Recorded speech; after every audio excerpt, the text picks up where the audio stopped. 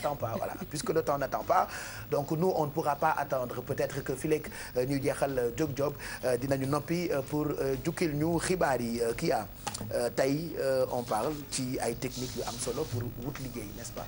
Exactement, Pape Cheikh, mais avant loolu comme ni ma ko diggee woon damay jàllale offre d'emploi bi ñu am donc c'est une société de la place qui est à la recherche de profils, donc les profils suivants: comptable, responsable marketing, secrétaire de direction, agronome. Donc tous ces profils ils doivent être qualifiés et maîtriser l'anglais, donc c'est super important pour postuler. Il faut que vous maîtrisiez bien l'anglais. Je peux reprendre comptable, responsable marketing, secrétaire de direction, agronome. Donc si vous avez ces qualifications, vous pouvez toujours m'envoyer votre CV par mail sur yeoulentfmtoukole@gmail.com. Il faut bien parler anglais, c'est ça. Société la buy wut comptable, responsable marketing, secrétaire de direction, agronome mooy bañ ci kii. Agronomie. mooy agronomie, d'accord. Qualité da nga war a maîtriser anglais bu fekkee da nga yónnee CV bi. Exactement, nga am maîtrise de l'anglais, ce serait un atout. Donc offre bi ci topp muy un styliste de la place qui est toujours à la recherche donc pour son atelier de couture de 4 tailleurs qualifiés encore, donc expérience professionnelle 5 ans minimum. Et pour le contacter, ce sera par téléphone à 77 481 24 24 ou 77 227 00 47. Voilà, 4 tailleurs lay wut. mais tailleur yu am expérience yu am expérience juróomi at. Exactement. Bien ça. Donc après loolu Pape Cheikh donc dañuy waxtaanee tout à l'heure donc avec Mame Diaté les techniques de recherche d'emploi.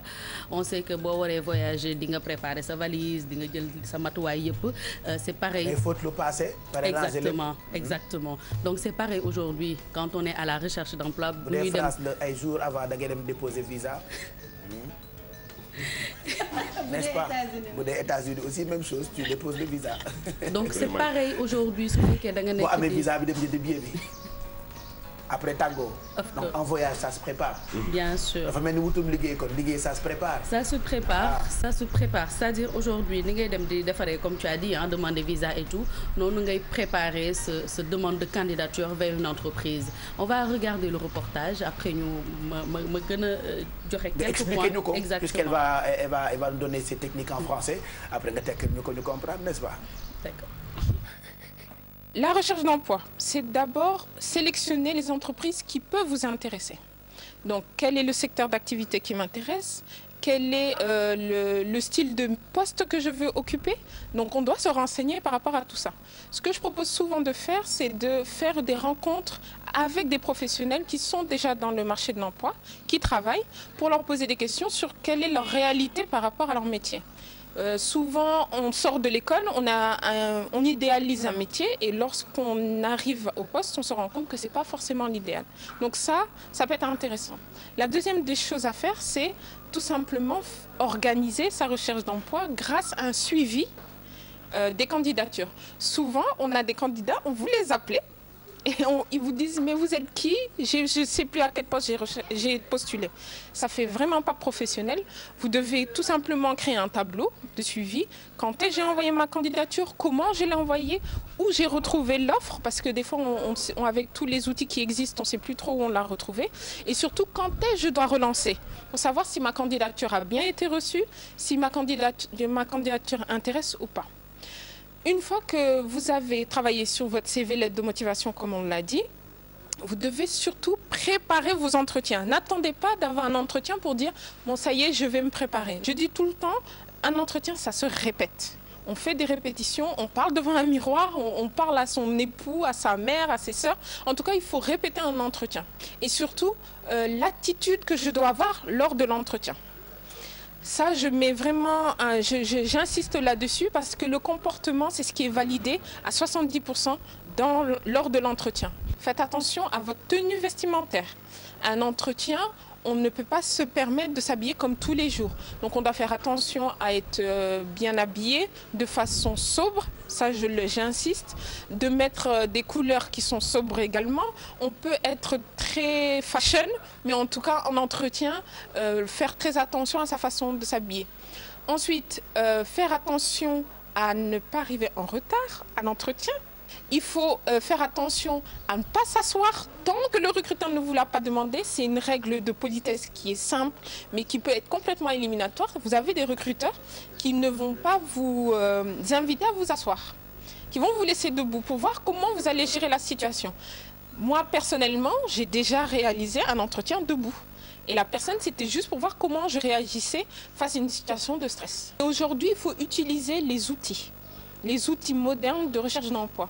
Vous avez plein de sites d'emploi qui existent maintenant au Sénégal où vous pouvez avoir des informations sur les entreprises, mais surtout avoir accès à des postes qui ne sont pas sur le marché ouvert. Vous n'allez pas les retrouver sur les journaux, dans les journaux, pardon. Vous n'allez pas non plus les retrouver sur les sites d'emploi, mais parce qu'une entreprise est en collaboration avec un site d'emploi, va postuler son offre d'emploi dans ce site. Donc il faut faire attention à travailler aussi son réseau professionnel. Encore hier, j'ai reçu un mail d'un étudiant qui recherchait un emploi et qui m'envoie « Salut, comment tu vas? Et ta journée ?» On est sur un réseau professionnel, on n'est pas sur Facebook. Donc cette personne-là, je lui ai remercié en lui disant que... Je lui ai répondu, pardon, et en lui disant que vous êtes sur un réseau professionnel, vous ne pouvez pas vous permettre de vous communiquer comme ça avec un futur employeur, ou en tout cas une personne qui pourra vous mettre en contact avec un employeur. Donc il faut travailler là-dessus, c'est vraiment un développement personnel à faire et surtout être endurant. Ah oui, très important, hein, ce qu'elle vient de dire. Super important. xam naa ne bu doon yow moom da ngay dem rek. Ce qui a fait rire tout le monde. Et puis dafa wax yu am solo yoo xamante ne ci français comme je dis ñu bëri duñ ci bàyyi xel ay détails la ñu ko jàppee mais ça a beaucoup d'importance. ci kuy wut liggéey même en temps normal ah c'est des règles yoo xamante ni nit bi war na ko respecter. Bien donc tenu. voilà.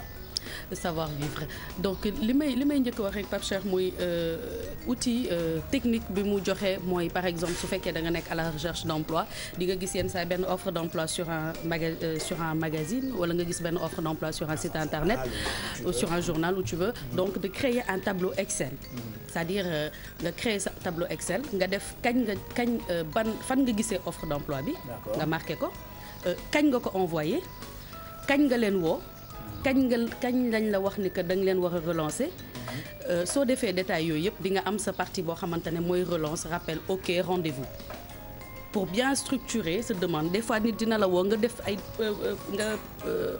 envoi yu bëri recruteur bi woo la nga ne ko je me rappelle plus c'était qui. parce que envoyé nga CV yi nga envoyé mu bëri d'accord. exactement dafa bëri te amoo woon benn technique d'organisation. d'accord ba pare di def ay fiche su fekkee yónnee nga benn entreprise nga jot a waxtaan ak entreprise bi nga def benn fiche.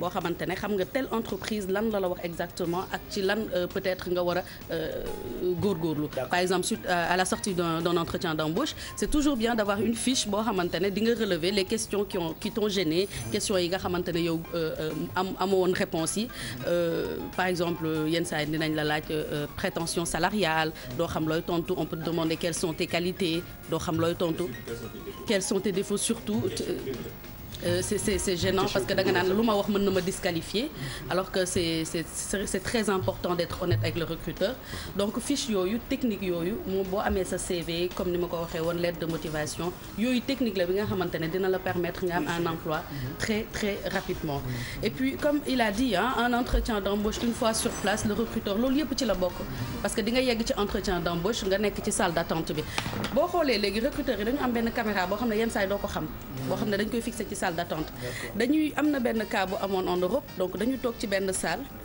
pendant 3 heures de temps ils ont fait exprès de les observer ñu nekk ci salle bi di leen xool ñii gedd nañ dem ñii def ay gestes mais ki am chance être recruté ce jour-là mooy ki nga xam ne dafa toog ba fin wu kii bi ba ñu woo ko donc patience dafa baax ba pare savoir oui vas-y Mami. si même salle d'attente yooyu kii day am ñoo xam ne dañuy teg ay revues yu bëri teg journaux teg revue spécialisée teg ay yoo xamante ni ça parle de people pour xool nit ki qu'est-ce qui l'intéresse éventuellement. léegi si journaux yi ngay jël tamit mën nañu xool say traits de personnalité mooy ñi nga xamante ni suñuy liggéey wala ñu concentré wu si seen liggéey dañuy dem si site yi wala ñuy dugg ay Facebook wala genre yooyu. comme genre Bijou Ndiaye. c'est des psychologues. donc ñoom lépp la ñuy xool et puis joxe na yu am solo ci li ngay sol ci li ngay comporté woo boo duggee ci ki la war a defaral entretien bi. bu la waxuloo toogal bul toog. exactement voilà yooyu ay détails la. c'est pour en fait ci ñoom kii de politesse la rek parce que mënuloo ñëw fenn bonjour rek nga toog. c'est-à-dire il faut nga taxaw ba recruteur bi ne la asseyez-vous nga ne ko merci. d'accord nga daal di xëcc nànk sa chaise toog. solo bi c'est important. est-ce que mën naa ñëw sol sama tubéy wàcce ko ba ci suuf wala def ni takk ay affaire ñëw. c'est vrai. ça dépend bu dee entretien bi pour benn groupe d'R&B la peut-être. dëgg de préférence il faut toujours une chemise si vous êtes un homme, une petite cravate si vous n'avez pas de cravate, une chemise bien repassée, un pantalon et des chaussures plates.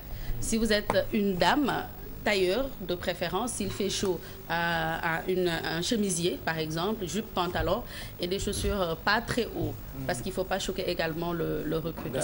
Maquillage très discret. Tout ce qui c'est-à-dire loo xamante ne boo ko defee ba ñu jël la nga doog a toj société bi nag ah du noonu.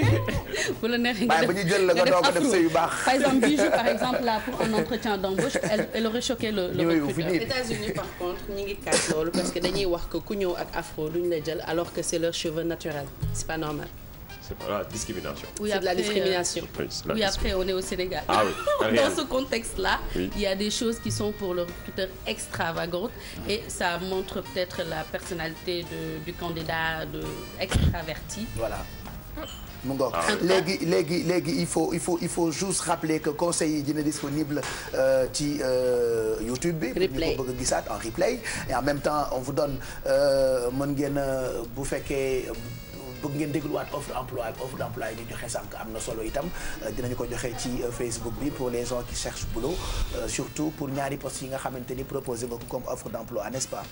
Exactement Pape Cheikh donc toujours sur la page YouTube mën nañu ko fa fekk et puis toujours continuez de nous envoyer vos CV par mail sur yeewulentfm@gmail.com. merci nga ni soxla bu teew. ay nelaw faju ko. ay nelaw du ko mus a faj.